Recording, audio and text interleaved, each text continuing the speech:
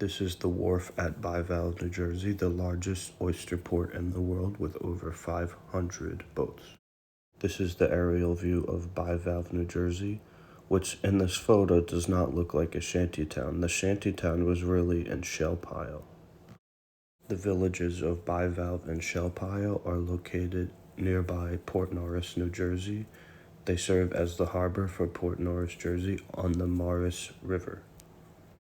For 85 years, from 1872 to 1957, these three towns were the largest oyster port in the world, shipping their product to Philadelphia, New York City, and Atlantic City. I will tell you which photo is from which town. This was from Bivalve, New Jersey, which is more of a substantial town, but it was smaller than Shell Pile. But it was a better quality of life because most of the residents of Bivalve were white. Most of the residents of Shell Pile were black. The building on the left was built in 1900. It was an old church. It sits abandoned today. This is from downtown Bivalve, New Jersey. As you can see, everyone is white. And there were shops in Bivalve, and as you can see, the railroad came right through. See, Bivalve was not a shanty town. These are legit buildings in decent quality. Here is a photo from Shell Pile, New Jersey in the mid-1970s, just before they tore it down. And the rest of these photos are from Shell Pile, New Jersey, which was a town of about 1,000 or more black residents working in the seafood industry.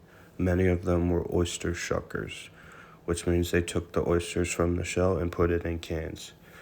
As you can see, the houses are very subpar, and the heating didn't work very well, and there was no air condition, obviously.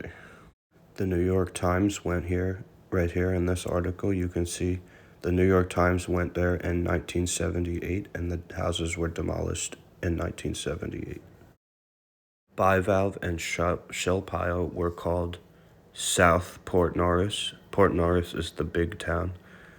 And there were actually two other shanty towns in the area, Berrytown and Frogtown.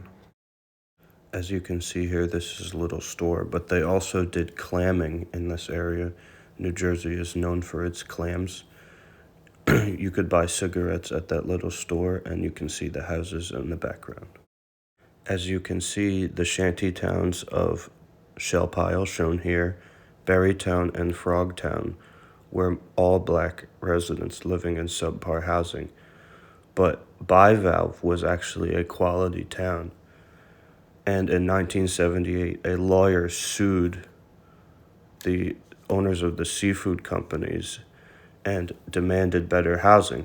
So most of the people moved to Millville, New Jersey, and some moved to Port Norris. Ron Howard made a movie called The Migrants that was filmed in Berrytown, New Jersey, shantytown. It is the only remnants of the town of Berrytown, as the residents would kick out reporters and photographers that seemed suspicious. The only photos that remain of these shantytowns are the ones I showed you. Most of them were taken in 1938 by a government photographer. They could not kick out the government photographer. Larry Milbourne was born in Shell Pile, New Jersey shantytown. He played 11 seasons in the MLB, 3 for the great New York Yankees, and 1 season for the 1983 Phillies, who made it to the World Series. Larry hit .254 in his career with 11 home runs.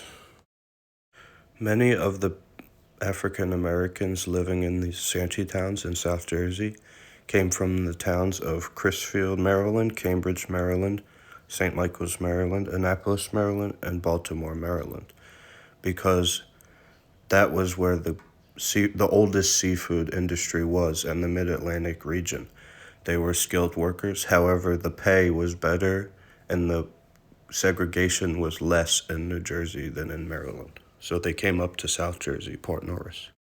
In 1978, a court ruling deemed the shanty town of Shell Pile was unfit for living.